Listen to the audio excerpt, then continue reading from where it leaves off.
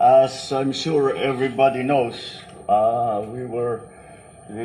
we felt the effects of an earthquake earlier today at approximately 8:40, and so I've asked to speak to you to give you the latest situation on what is going on and what we have been able to find out about the situation in different places. Mukhang malakas yung Lindol kasi malaking ang 7.3, napakalakas na niyan. Hanggang Ilocos Sur, nag-approximately 6.0, which in the Richter scale, which is still a very strong earthquake. I have with me Yusek Solidum, there, and SND Faustino and DILG Abalos, so that they can give us the reports from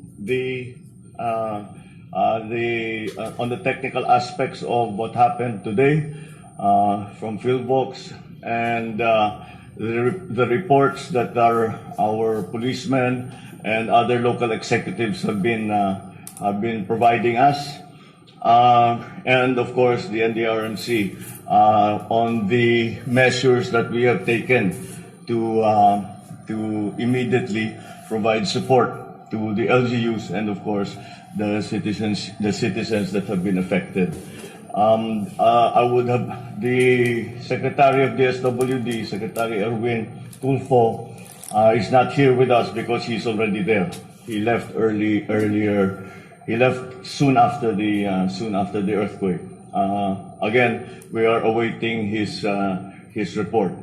I am staying away from going to the affected areas for a very simple reason. It has been my experience as governor, it has been my experience in Yolanda, that when the national officers come to the affected areas, immediately ginugulo lang namin yung trabaho ng mga lokal. Yung halimbawa, pupunta ako doon, maghahanap pa ako ng police para pag-secure. Kailangan ako i-meeting ng mga local officials, marami silang ginagawa. So I said, let them do their work. Let us wait for them to tell us what is going to be, what the true situation is. And maybe I can schedule a trip, perhaps tomorrow, as soon as possible. So now I'll turn the floor over to Yusek Solidum so he can explain to us exactly what happened in Abra this morning. Thank you, Mr. President. At exactly 8:43 this morning, a magnitude 7.0, initially rated at 7.3, occurred in Abra. And the depth of the earthquake was 17 kilometers, so not so deep, shallow. And because of the magnitude of the earthquake, we consider it as a major earthquake. Anything greater than 7 is a major earthquake, and we would expect significant effects of this event.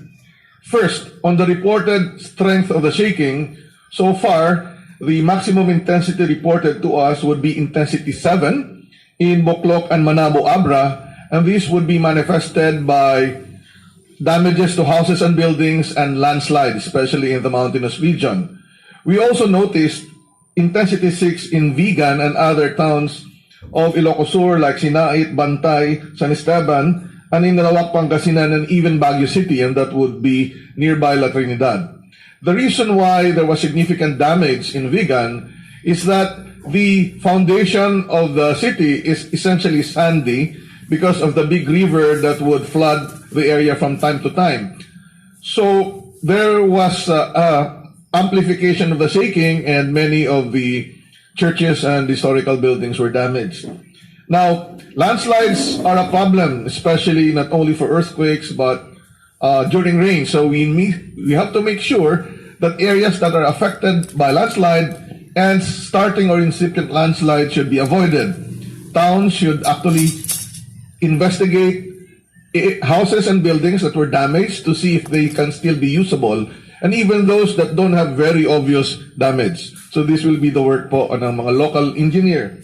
There was a reported unusual wave in the coastal areas of La Union and Ilocos.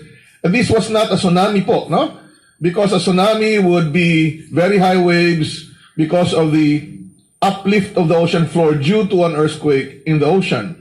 What happened was there was shaking of the island and the water, coastal water was shaken, so there was a minor seawater oscillation. Some of the waters actually entered some of the river. Mr. President, yun lang po report natin. All right, so that is the initial report from PhilBox on what has happened. Siguro next I will ask Secretary, no, unahin natin ng DILG because I want to hear also, hindi ko pa narinig ang mga report na galing sa mga local government at saka sa mga police natin. So maybe Sec Benher, you can brief us on what they have reported to you. Magandang hapon po, Mr. President, at sa lahat po ng mga nanonood, nakikinig po ngayon. Ito pong mga data na ito po'y kinumpile po natin. Ito'y galing sa mga local chief executives ng mga LGUs and of course galing sa PNP at galing sa mga fire. Kinos-reference po namin ito nang sa ganoon ay talagang ito'y exact po at tama. Ang affected regions po ay 1, 2, and CAR. 15 provinces are affected, 15 cities, 218 municipalities, 6,756 barangays. Ang initial reports po are there are road closures in some parts of Abra, power interruptions in Abra and Benguet, intermittent communication lines in Region 1, landslide in some parts of CAR, minor damages in other regions. Ito po ang initial report sa CAR. 29 municipal roads were damaged. 3 bridges in Abra are also reported to have been damaged. 173 buildings, both private and government, were also damaged. 58 reported landslides, most of which occurred in Abra, with 31 reported landslides. 60 injured. And so far po, 4 po ang nabalita ang nasawian ng buhay, 4 deaths. Of these 4, 2 are in Benguet, 1 each in Abra and Mountain. 2 in Benguet, 1 in Abra, no? Yung sa Mountain Province po, Ang cause niyan pagguho ng lupa. Pagguho po, opo. Sir, if I might also add, Mr. President, no, para lang, sandali lang po. Para lang pong maano po natin, ito lang po. Karamihan kasi pagguho eh. Okay. Yung unang casualty sa La Trinidad, natabunan ng lupa. Mukhang ganun din eh, kasi doon sa mga highland areas, ano yung lupa? Yes, sir. Mga lupa po. So, i-breakdown ko lang po, ano? So, lumalabas sa Abra ay 3 tulay, 3 bridges. Sa buildings, ito lang iaano ko lang, sa Baguio, 33 were affected. Tapos 59 dito po sa Abra. Sa Apayao, 2. Tapos sa Benguet, 62. Pagkatapos po sa Kalinga, 7. And then sa Mountain Province 10 po. No? That's a total of 173. And of course, ang pinakamaraming landslide reported ay dito po sa Abra with 31. No?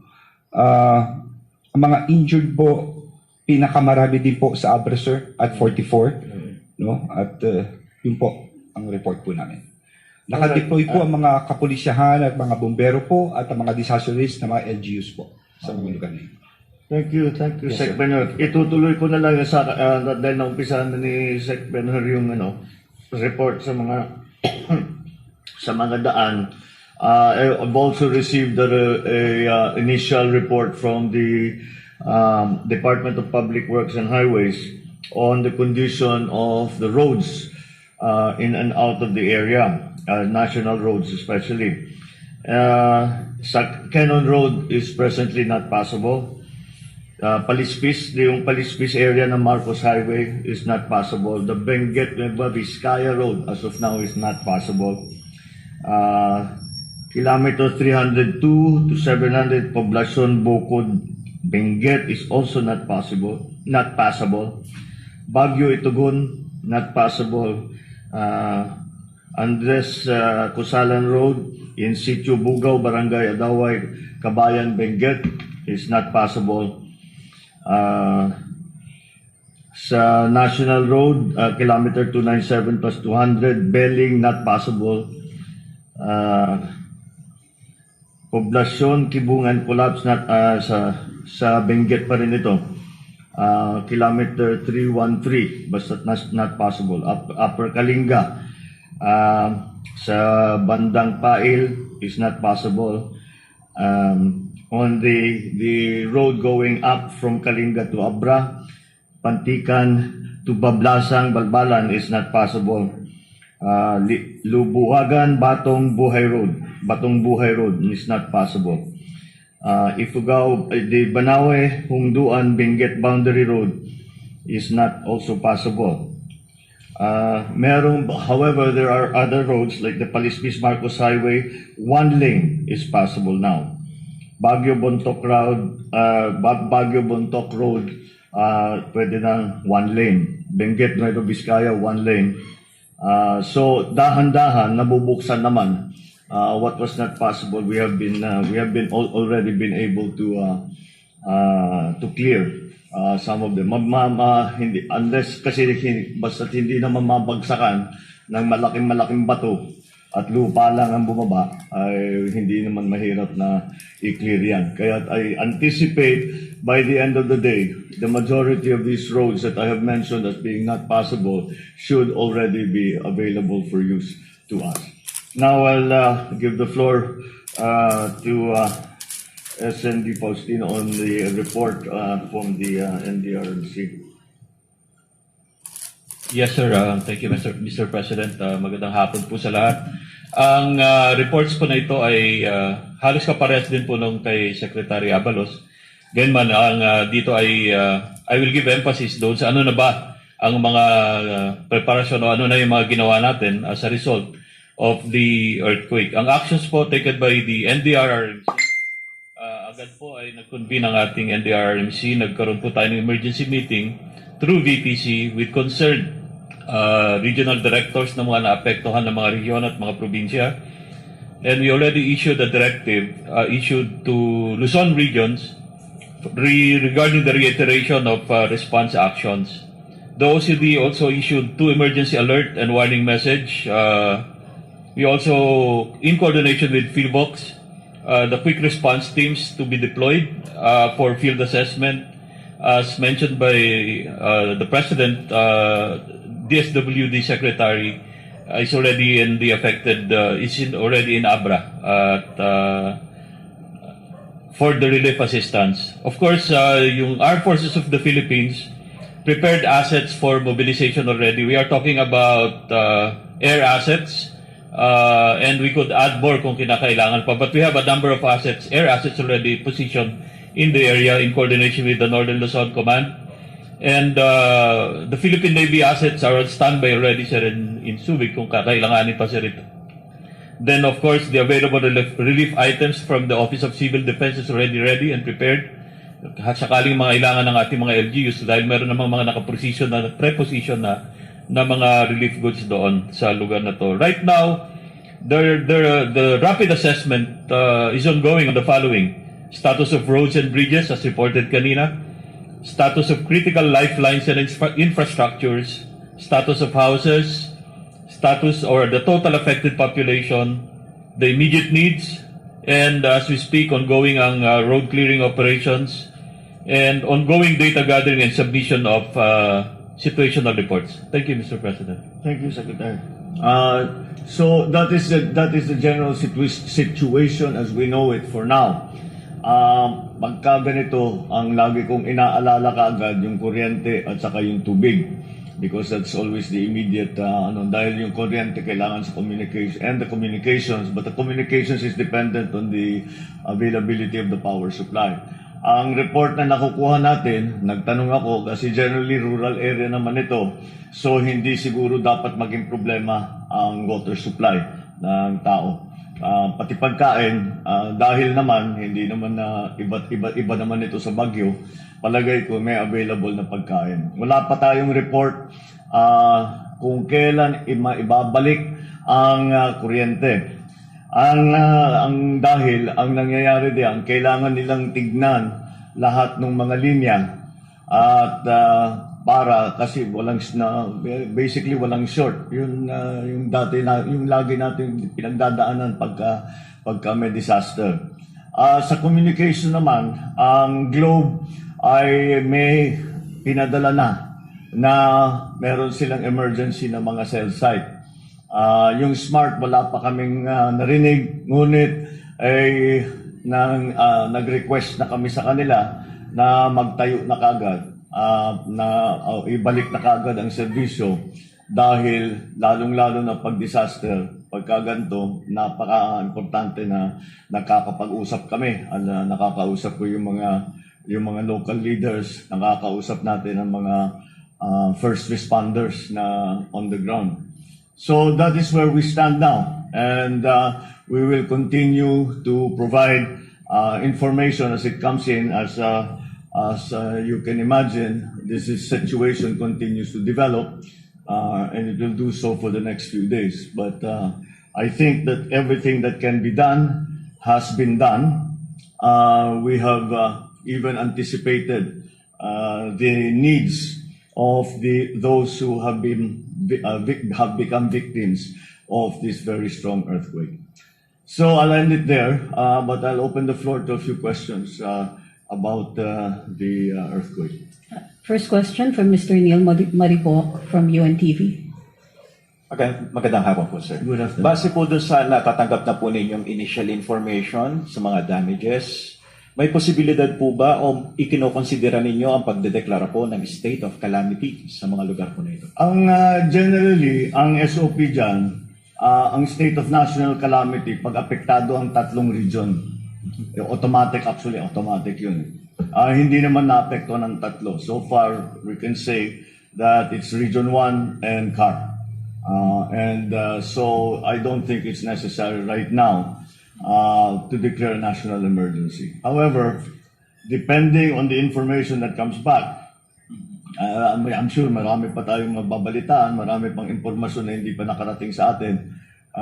Baka mangyari yun. I hope not. Kasi sana limited na nga dito sa Abra hanggang sa Ilocos Sur, Ilocos Norte, La Union.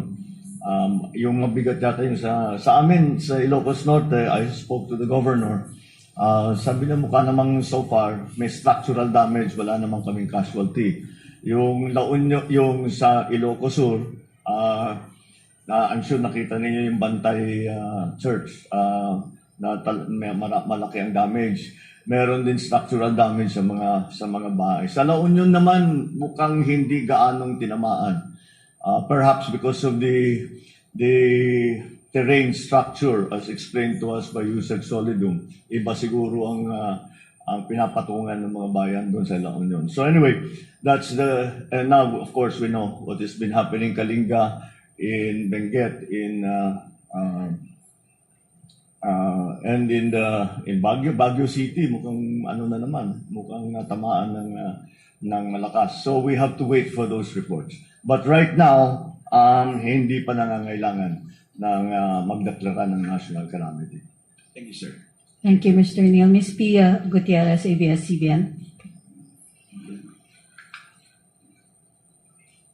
Hi, sir. Good afternoon. Sir, Good base po sa report ng Pag-asa, meron po sila mga binabantayan na weather disturbances that will affect mostly yung mga areas na lubhang tinamaan po nitong Lindol. So, sir, what are your directives, sir, to the government agencies to prevent further damages and loss of lives?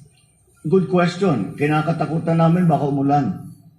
And kasi siguro naluwag na nga, there'll be a great danger again of landslides. So binabantayan natin yan. Usually naman, na-identify natin kung saan yung areas of risk. So pwede nating bantayan. Huwag sanang umulan, at least for the next 2 days, para makapag-stabilize tayo ng mga, lalo na yung mga daan, pati yung mga, para ma-inspeksyon na rin yung mga bahay if they're safe to go back to. Pero siguro hindi pa ngayon. Dahil even if they are structurally safe to return, magkakaroon pa tayo ng aftershock. Baka doon naman magka-problema. If you remember, a while back, during the earthquake in Baguio, maraming namatay kasi kala nila tapos na, pumasok sila, inabutan sila ngayon ng aftershock. So that's what we are watching out for, both in the structures and in watching the danger of landslides. Maraming salamat, sir. Thank you. Ms. Cathy Valiente, Manila Times. Yes, sir. Mr. President, good afternoon po. afternoon. Para po sa kaalaman na po ng ating mga kababayan, where were you po and what were you doing when the earthquake happened? I'm sorry? Nasaan daw po kayo, President, during the earthquake? I was in my office. Naririnig ko yung may chandelier na yun ang guide namin dito sa palasyo. Pag narinig ko yung chandelier na kumakalansing, then ibig sabihin may lindol. But it was very strong. It's stronger than the usual. Yes, sir. Follow-up lang, sir. What can the government do to ensure daw po yung National Building Code is enforced? Will you push for a review of the code? And lastly, sir, will you ask the Congress to pass the bill on Department of Disaster Resilience? Yes, precisely. Because as I said in the SONA, we have to recognize that we are disaster prone. And that's why, which leads me to the answer to your previous question, which is we have to be certain that our planning, hindi na natin mapalitan yung mga nakatayo na, but our planning for the future should include all the mitigation, all the science and the knowledge and the learnings on the mitigation of these kinds of disasters. Iba naman yung lindol, the real problem with the earthquake is hindi talaga tayo makapag-predict ng lindol. At least yung bagyo may warning. Yung lindol talagang bigla. So we just have to deal with it that way. And if we can make get that balance between cost and the mitigation requirements ng ating building code, so that we are safe when the earthquake comes or malakas na bagyo, then that is what we will have to do. Sorry, sir. Thank you. Will you push po for the passage of the Of the yung sir, bill on National Disaster Resilience yes, Department, sir? we mukhang I don't like to say it, pero mukhang mapapadalas ito eh. Not the earthquake, pero yung weather, lalo yung extreme weather. Kahit hindi bagyo, yung masyadong nakikita nyo sa Europe, nakikita nyo sa Amerika, baka naman abutan tayo ng ganyan, yung napakainit masyado. So these are the things that we have to be careful. We need more capability than we have now. Magaling na tayo sa bagyo, marunong na tayo sa lindol. Pero ang mga dangers the dangers that the effects of climate change present are different. That's why we need a specialist agency. Thank you, sir. Thank you. Ms. Tuesday New, DZWD. Good afternoon, Mr. President. Good afternoon. Opo. So far po, nabigyan niyo na kami ng initial scenario ng ongoing relief and disaster response operations. Saan po ang extent ng assistance na pwedeng ibigay ng national government sa mga affected residents, lalo na po yung mga nagiba ang bahay, bumagsak ang bahay? Papagawa din po ba yung kanilang mga bahay, sir? Papagawaan yung Mga bahay na nagiba? tutulong kami, siyempre. The immediate, lalo na sa lindol, ang immediate concern is shelter. Yes. Kasi nga, kahit na titignan mo yung bahay, mukhang matibay, Hindi mo malalaman hanggang na-inspection na mabuti yun. So we cannot allow people to return to their homes yet. Because it's dangerous. That is one of the problems. Because ang tendency ng tao, pagka umalis ng kanilang tahanan, ay babalik ka agad yun. Kasi para hindi mo, alam nyo na yun, para hindi, walang masira, walang makuha, walang whatever. So we have to explain to them that ang kailangan muna ma-inspection yung kanilang mga bahay, at bukod pa doon, kailangan na muna natin antayin na medyo matapos na yung mga aftershocks. Yung Solidum tells me it'll be 2 or 3 days of significant aftershocks, after which magte-taper off. So, antayin na natin yung ilang araw. In the meantime, it is up to us, the government, to provide shelter for them, to be able to feed them while they are in the shelters, and to inspect their residences, their places of business, para makita natin kung pwede na silang bumalik, pwede magtrabaho ulit, pwede na bumalik sa kanilang mga bahay. Follow up lang, sir. May panawagan po ang FIVOX kaninang umaga sa local government units na seryosohin po yung pag-inspeksyon sa mga residential houses, not just buildings and other establishments. Would you issue a directive po sa DILG na gawin po itong at least regular inspection sa mga residential houses sa kanilang areas? There's no need. There is already an existing procedure for that. Ang problema, hindi masyadong nagagawa, because we actually at the local government level, meron tayong mga engineer pero not necessarily qualified sila para tumingin sa building at sasabihin safe ito pag nagkalindol. Hanggang Richter scale 6 pwede ito, hanggang ganito. Wala tayong sa local level, wala tayong ganon, kaya hindi nagagawa. So we will just have to, I think the better way is to educate people na wag kayo magtatayo ng bahay sa delikadong lugar. Make sure that maayos yung mga materials na ginagamit at maging matibay para pag sakali mang magkalindol o magkabagyo, o ay hindi naman kayo mabiktima. So yes, it's something that we would like to be able to do. We have yet to have the capability to do it extensively. Sa urban areas nagagawa, pero sa rural areas hindi gano'n. Thank you, sir. Maraming salamat. That's all for Thank today, Mr. President. Yeah? Yeah. That's it? All right? Oh, there's one more. Oh, yes, okay, go ahead.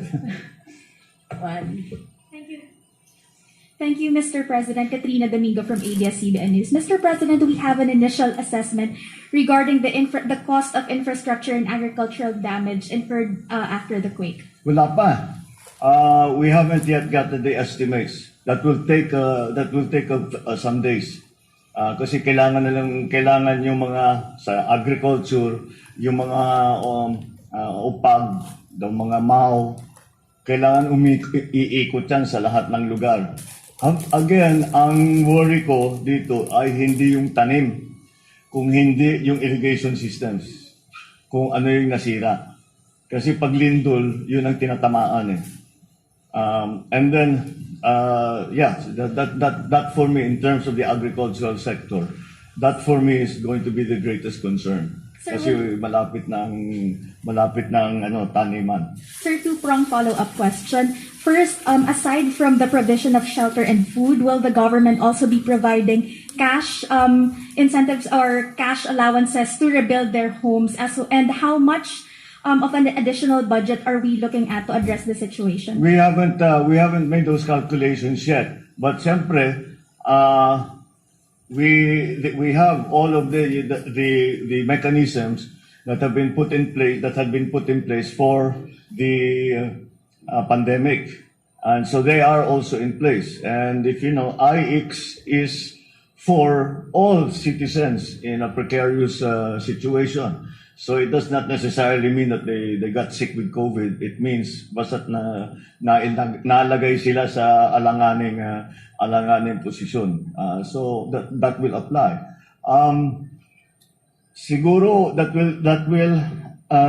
will be most relevant to those who have for whatever reason yung mga kanilang mga opisina o yung kanilang mga tindahan ay nasira, hindi sila makapagbukas.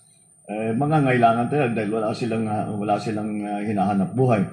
So I'm sure the social programs will then come into play. Definitely, sir, we have an available budget. And do we have a ballpark figure of how much we can still spend? I think especially in terms of what we're anticipating after this earthquake, I think we should be able to cover it. Thank you, sir. Salamat. Thank you. Thank you all very much. Good afternoon.